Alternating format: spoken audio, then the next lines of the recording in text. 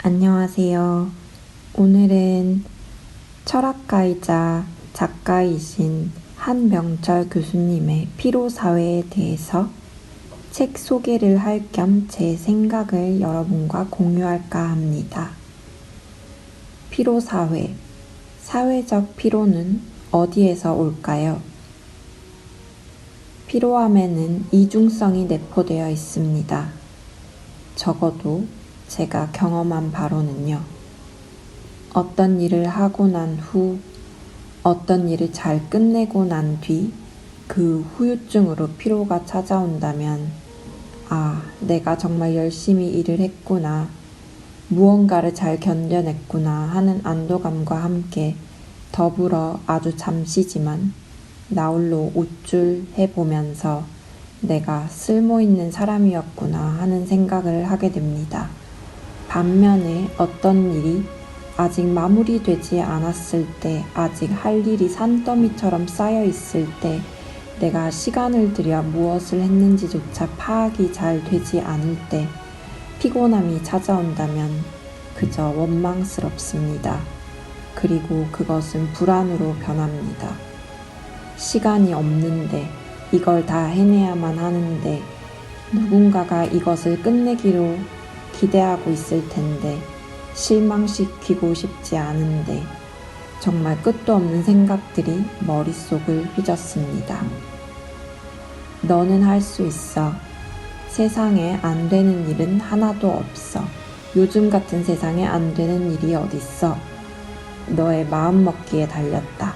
우리는 해낼 수 있어.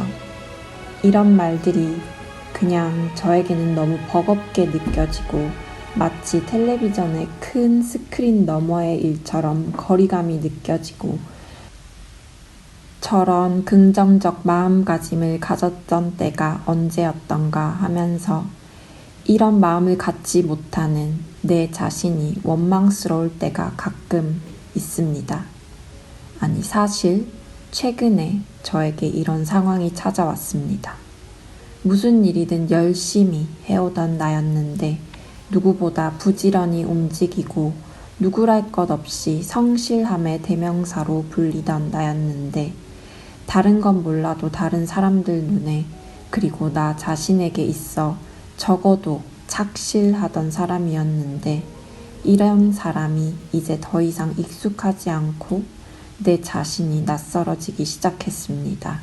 신속하게 정리를 해내고 누구보다 정확하게 계획대로 움직이던 나는 어디에도 찾아볼 수가 없습니다. 아침에, 출근 시간보다 훨씬 이른 새벽에 일어나는 일이 무엇보다도 쉬웠던 저에게 이제는 알람이 5개, 30분 간격으로 울려도 아침에 일어나기가 너무 힘들어졌습니다. 나도 모르게 잠결에 무의식적으로 그 알람들도 아주 잘 끄고 다시 잡니다. 그리고 놀라서 정신을 번쩍 차려보면 내가 일어나기를 원했던 시간보다 1~2시간 훌쩍 지나가 있고 저는 나 자신에게 실망합니다. 아침에 일어나는 것 하나 잘 못하다니. 하루 이틀이 아닙니다. 이렇게 일어나서 하루를 시작하면 마음이 영 불편합니다. 무언가를 잃어버린 것 같은 느낌입니다. 나의 가장 소중한 아침 시간을 잃어버린 느낌. 그런데 그 어떤 누구 탓도 할 수 없고 모든 책임은 온전히 내 몫입니다. 하루하루가 버겁게 느껴지고 시간은 어찌나 잘 흘러가는지 내 고민과 허락 따위는 신경도 쓰지 않고 시간은 그냥 잘 흘러갑니다. 나만 바쁘고 헐레벌떡 뛰는 가슴을 졸이고 사는 건 정말 나뿐인가 싶습니다.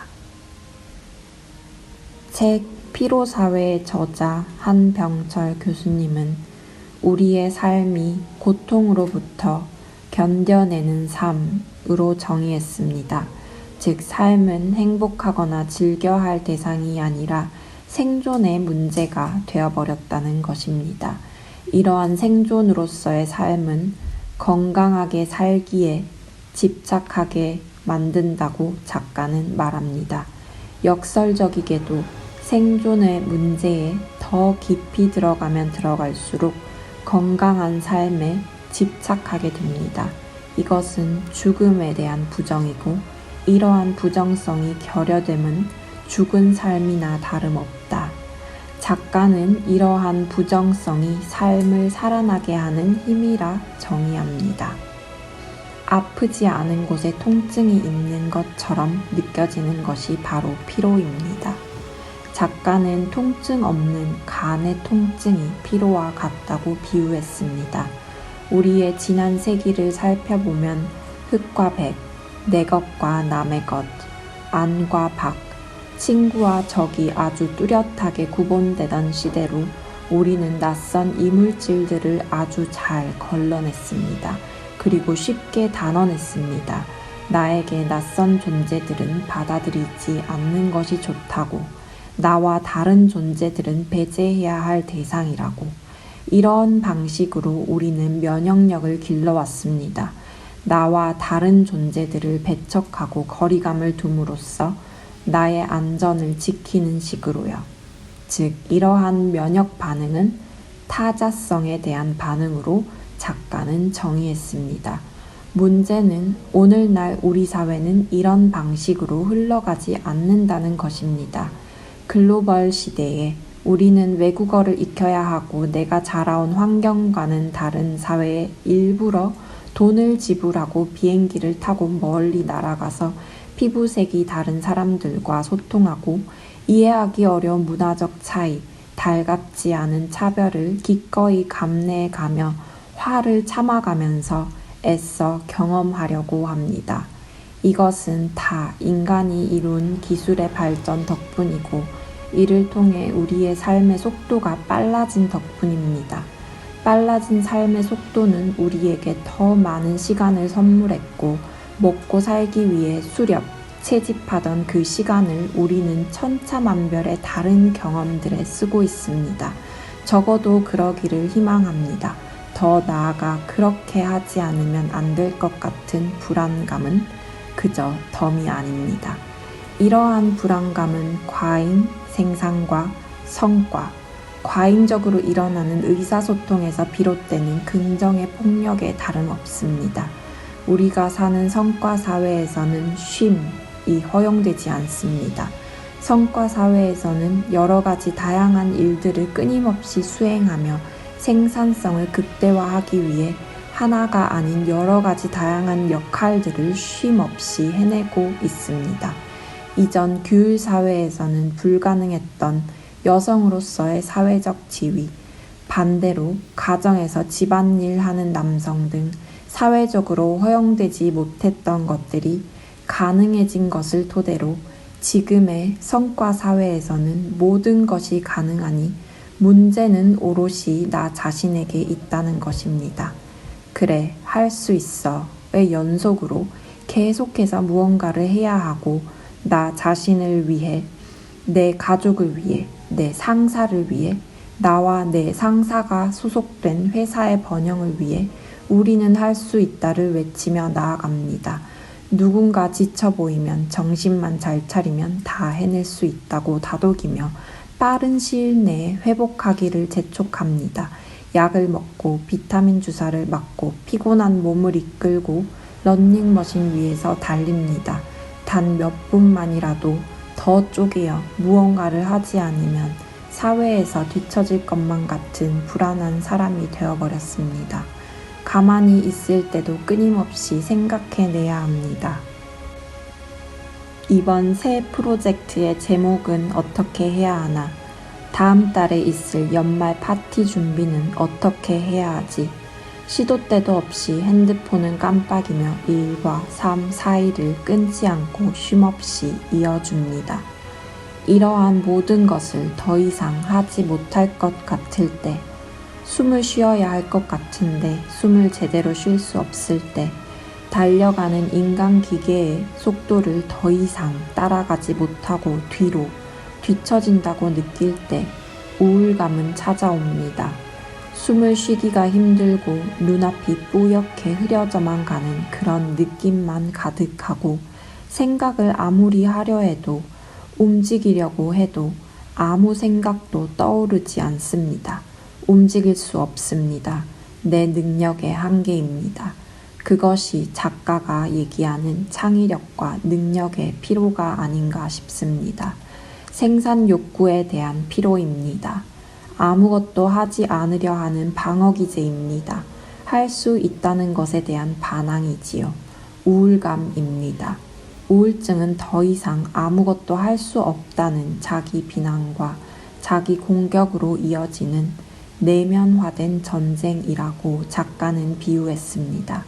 더 나아가 작가는 우울증은 과잉된 긍정이 고통으로 변질되어 낳은 사회적 질병이라 말했습니다. 우리가 생각하는 자유, 즉 불가능에서 벗어나 자유롭게 활보할 권리를 갖게 된 우리는 성과사회의 심리적 질병을 앓게 되었습니다. 무서운 것은 이러한 마음의 질병과의 싸움은 다른 어떤 것보다 외롭습니다. 아픔이 잘 드러나지 않기도 하거니와 아픔을 드러낼 곳이 없습니다. 아픔이 드러나는 즉시 나약한 인간, 게으른 인간으로 낙인 찍혀버립니다. 나약하고 게으른 존재가 어떤 흥미를 갖고 있는지, 그들이 하는 일은 무엇인지, 사회의 일원은 아무런 관심이 없습니다. 아니, 그럴 시간이 없습니다.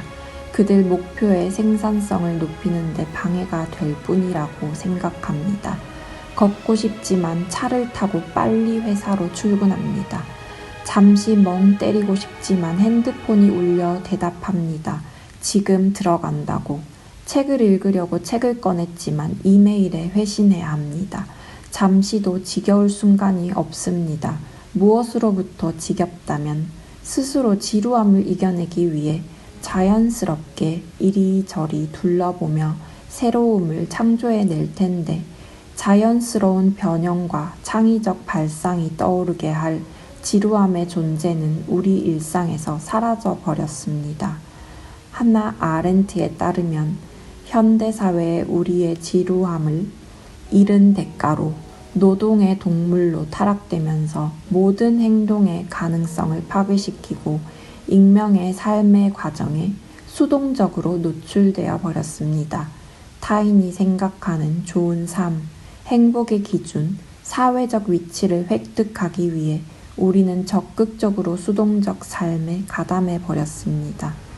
생산적 사회에 필요한 일의 일부가 되기 위해서, 빠르게 흘러가는 일의 생산성을 위해서 우리는 기계 앞에 앉아 손가락으로 일을 처리하고 기계를 타고 몇 시간이고 이동하여 신체 움직임을 최소화시키는 데 동의했습니다. 자연과 멀어진 대신 돈을 지불하고 무거운 역기를 들어 올리면서 일부러 땀을 흘려냅니다. 적어도 몸에 대한 최소한의 배려라고 할 수 있을까요? 안타깝지만 여러모로 발전한 현대사회는 치명적인 수동사회나 다름없습니다. 아렌트는 이러한 현대사회의 흐름에서 유일하게 능동적이고 개인적인 결정은 더 나은 기능 수행을 위해 자신을 포기하는 것 뿐이라고 주장했습니다. 충격이 아닐 수 없습니다.